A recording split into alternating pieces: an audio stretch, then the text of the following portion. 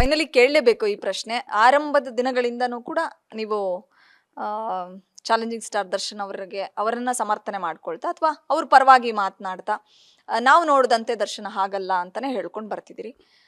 But ಕಳೆದ 2-3 ದಿನಗಳ ಹಿಂದೆ ನಡೆದಂತಹ ಘಟನೆ ನಿಮ್ಗೆ ಗೊತ್ತಿರುತ್ತೆ. ಸೊ ಅವರು ವಿಜಯಲಕ್ಷ್ಮಿ ದರ್ಶನ್ ಜೊತೆಗೆ ಅವ್ರ ಸಹೋದರ ದಿನಕರ್ ತೂಗುದೀಪು ಬಳ್ಳಾರಿ ಜೈಲಿಗೆ ಭೇಟಿ ನೀಡಿದಂಥ ಸಂದರ್ಭದಲ್ಲಿ ಅವ್ರನ್ನ ನೋಡೋದಕ್ಕೆ ವಿಸಿಟರ್ ರೂಮ್ಗೆ ಬರೋ ಸಂದರ್ಭದಲ್ಲಿ ಮಿಡಲ್ ಫಿಂಗರ್ ತೋರಿಸಿದ್ರೆ ಮಾಧ್ಯಮಗಳಿಗೆ. ಮಾಧ್ಯಮ ಅಂದರೆ ಅವರು ರೆಸ್ಪೆಕ್ಟ್ ಮಾಡಿಲ್ಲ ಅನ್ನೋಂಥದ್ದು ಆರೋಪ ಅನ್ನೋದಕ್ಕಿಂತ ಅವ್ರು ತೋರಿಸಿರೋದು ವಿಜುವಲಿ ಎಲ್ಲ ಕಡೆ ಬಂದಿದೆ, ನೀವು ಅದನ್ನು ನೋಡಿರ್ತೀರಿ. ನಿಮ್ಮ ಫಸ್ಟ್ ರಿಯಾಕ್ಷನ್ ಏನು ಇದಕ್ಕೆ? ಮಿಡಲ್ ಫಿಂಗರ್ ತೋರಿಸ್ಬೋದಾ ಅಷ್ಟು ದೊಡ್ಡ ಸೂಪರ್ ಸ್ಟಾರ್ ಮತ್ತೆ ಮೇರು ನಟ ಅಂತ? ಅದು ಯೋಗಾಭ್ಯಾಸ ಅಲ್ವಾ?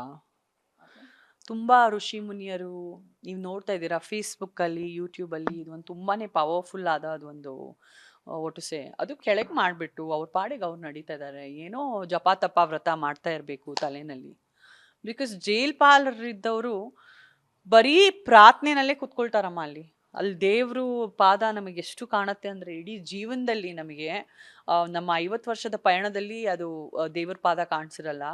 ಆ ಇಡೀ ದಿನದಲ್ಲಿ 1 ನಿಮಿಷನೂ ನಾವು ದೇವ್ರನ್ನ ಯೋಚನೆ ಮಾಡದೆ ನಾವು ಕಳ್ಕೊಳ್ಳೋಕ್ಕೆ ಜೈಲ್ ಪಾರಾದಾಗ ಸಾಧ್ಯ ಇಲ್ಲ. ಸೊ ಅದೊಂದು ಯೋಗಾಭ್ಯಾಸನೇ ಆಗಿರಬೇಕು, ಅದೊಂದು ಮುದ್ರಾನೇ ಆಗಿರಬೇಕು ಅಂತ ನನ್ನ ಅನಿಸಿಕೆ. ಆ್ಯಂಡ್ ಅವ್ರು ಏನೋ ಜಪ ತಪ ವ್ರತದಲ್ಲಿ ಇದ್ದಾರೆ. ಆ್ಯಂಡ್ ಅವ್ರು ಏನೂ ಬಾಯಲ್ಲಿ ಹೇಳಿಲ್ಲ, ಏನೂ ಕಣ್ಣಲ್ಲಿ ಸೈನ್ ಲ್ಯಾಂಗ್ವೇಜು ಮಾಡಿಲ್ಲ. ಸೊ ಯಾಕೆ ಅದನ್ನು ಇಷ್ಟು ದೊಡ್ಡದು ನಮಗೆ ಮಾಡಿದ್ದಾರೆ? ಆ್ಯಂಡ್ ಮೀಡಿಯಾಗೆ ಮಾಡಿದ್ದಾರೆ ಅಂತ ಮೀಡಿಯಾಗೆ ಯಾಕೆ ಗಿಲ್ಟಿ ಇದೆ? ಹೌದು, ಮೀಡಿಯಾ ಏನಾದರೂ ಫಸ್ಟ್ ಆ್ಯಂಡ್ ಫಾರ್ ಆಲ್ ಮೀಡಿಯಾದವರು ಜೈಲ್ ಒಳಗೆ ಕ್ಯಾಮ್ರಾ ಹಾಕ್ಬೋದಾ? ಅದು ಕರೆಕ್ಟಾ?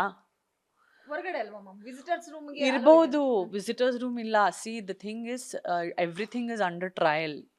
ಮೀಡಿಯಾನಲ್ಲಿ ತೋರ್ಸಂಗೆ ಇಲ್ಲ. ಅದರಲ್ಲೂ ಜೈಲ್ ಒಳಗೆ ನಡೀತಾ ಇರೋ ಮನುಷ್ಯನ ಆಚೆಯಿಂದ ಕ್ಯಾಮ್ರಾ ಹಾಕಂಗೆ ಇಲ್ಲ.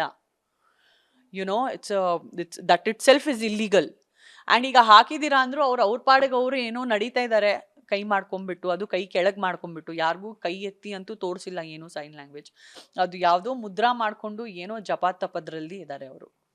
ನೀವು ಜೈಲ್ಗೆ ಹೋದಂಥ ಸಂದರ್ಭದಲ್ಲಿ ಯಾಕೆ ಹೇಳ್ತೀನಿ ಅಂದರೆ, ನೀವು ಸಂಜನಾ ಅಂದರೆ ಯೋಗ, ನನ್ನ ಪ್ರಕಾರ ಯೋಗ ಧ್ಯಾನ ಜಪ ತಪ ಆರಂಭದಲ್ಲಿ ಮಾಡ್ಕೊಂಡಿದ್ರಿ, ಬಹುಶಃ ಈಗಲೂ ಅದನ್ನು ಕಂಟಿನ್ಯೂ ಮಾಡಿದ್ದೀರಾ. ಸೊ ಜೈಲಲ್ಲಿ ಇದ್ದಾಗ ಆ ಥರದ್ದು ಅಭ್ಯಾಸ ಇತ್ತಮ್ಮ ಹೀಗೆ? ಬರೀ ನಮಾಜ್ ಮಾಡೋದು, ಗಾಯತ್ರಿ ಮಂತ್ರಗಳು ಓದೋದು, ಮತ್ತು ಸೂರ್ಯ ಭಗವಂತನಿಗೂ ಕೂತ್ಕೊಂಡು ಪ್ರಯತ್ನ ಮಾಡೋದು. ಬಿಕಾಸ್ ನಂದು ರಾಹು ಕೇತು ಮಹಾದಶ ನಡೀತಾ ಇತ್ತು. ಆ್ಯಂಡ್ ರಾಹು ಕೇತು ಮಹಾದಶದಲ್ಲಿ ಮನುಷ್ಯನ್ಗೆ ಏನಾಗುತ್ತೆ ಅಂದರೆ ಅವರು ಏಕಾಂತದಲ್ಲಿ ಹೊರಟೋಗ್ತಾರೆ, ಇಲ್ಲಾಂದರೆ ಅವರು ಸಾವಿಗೆ ಶರಣಾಗ್ತಾರೆ, ಇಲ್ಲಾಂದರೆ ಒಂದು ತುಂಬ ದೊಡ್ಡ ಕೆಟ್ಟ ಆಕ್ಸಿಡೆಂಟ್ ಆಗಿಬಿಟ್ಟು ಕಾಯಿಲೆ ಆಗೋಗಿ ಬೆಡ್ಡಲ್ಲಿ ಬಿದ್ದೋಗ್ತಾರೆ. ಆ ಥರದ್ದು ಒಂದು ಸಾವಿಗೆ ಶರಣಾಗೋಷ್ಟು ಡೇಂಜರ್ ದಶ ಏನಂದರೆ ರಾಹು ಮಹಾದಶ ಹಾಗೂ ಕೇತು ಅಂತರ್ದಶ. ಅದು ನನಗೆ ನಡೀತಾ ಇತ್ತು. ಆ್ಯಕ್ಚುಲಿ ನಾನು ಈ ವಿಷಯಗಳಲ್ಲಿ ನಂಬಲ್ಲ. ಬಟ್ ಈ ಥರ ಒಂದು ಸಂದರ್ಭ ಬಂದಾಗ ಬಲಿಪಶು ನನ್ನನ್ನು ಮಾಡಿಬಿಟ್ಟು ಕರ್ಕೊಂಡೋಗಿದ್ದಾರೆ. ಕಂಪ್ಲೀಟ್ಲಿ ಇನ್ನೋಸೆಂಟು, ನನಗೇನು ಸಂಬಂಧನೇ ಇಲ್ಲ. ನಾನು ಇಂಥದ್ದು ಏನು ಮಾಡಿಬಿಟ್ಟಿದ್ದೀನಿ ಭಗವಂತ ಈ ಥರ ಅನುಭವಿಸಿದ್ದಕ್ಕೆ.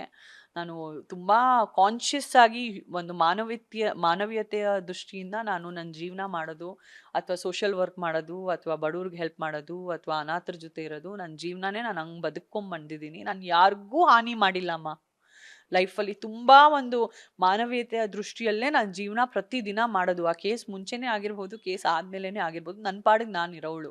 ನನಗೆ ಯಾಕೆ ಈ ಥರ ಬಲಿಪಶು ಮಾಡಿದ್ದಾರೆ ಅಂತ ನನಗೆ ಆ ಅನಿಸಿಕೆಯಲ್ಲಿ ಬರೀ ನಾನು ಒಟುಸೆ ಪ್ರೇಯರ್ ಪ್ರೇಯರ್ ಪ್ರೇಯರ್ ಪ್ರೇಯರ್. ಮತ್ತು ಇಡೀ ದಿನ ನಾನು ಯಾರು ಮನುಷ್ಯನ ಹತ್ರ ಮಾತಾಡ್ತೀನೋ ಇಲ್ವೋ ಅಲ್ಲೊಂದು ಚಿಕ್ಕ ದೇವಸ್ಥಾನ ಇತ್ತಮ್ಮ, ಅದರಲ್ಲೇ ಕೂತ್ಕೊಂಡ್ಬಿಟ್ಟು ಹಿಂಗೆ ಪ್ರೇ ಮಾಡೋದು. ಮಧ್ಯದಲ್ಲಿ ಇದಿದೆ, ಮಧ್ಯದಲ್ಲಿ ಹಿಂದೂರವರ ದೇವರಿದೆ, ಸೈಡಲ್ಲಿ ಬಂದರೆ ಜೀಸಸ್ ರವರ ಕ್ರಾಸ್ ಇದೆ, ಅಲ್ಲೂ ಕೂತ್ಕೊಂಡ್ಬಿಟ್ಟು ಪ್ರೇ ಮಾಡೋದು. ಇನ್ನೊಂದು ಪಕ್ಕದಲ್ಲಿ ನಮಾಜ್ ಮಾಡೋ ಮ್ಯಾಟ್ ಇದೆ, ಅದರಲ್ಲಿ ಕೂತ್ಕೊಂಡು ಸುರ್ರಾಗಳು ಹೇಳೋದು ಉರ್ದುನಲ್ಲಿ.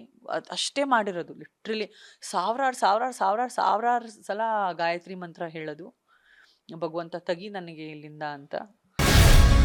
ಗ್ಯಾರಂಟಿ ನ್ಯೂಸ್, ಸುದ್ದಿ ಖಚಿತ, ನ್ಯಾಯ ನಿಶ್ಚಿತ.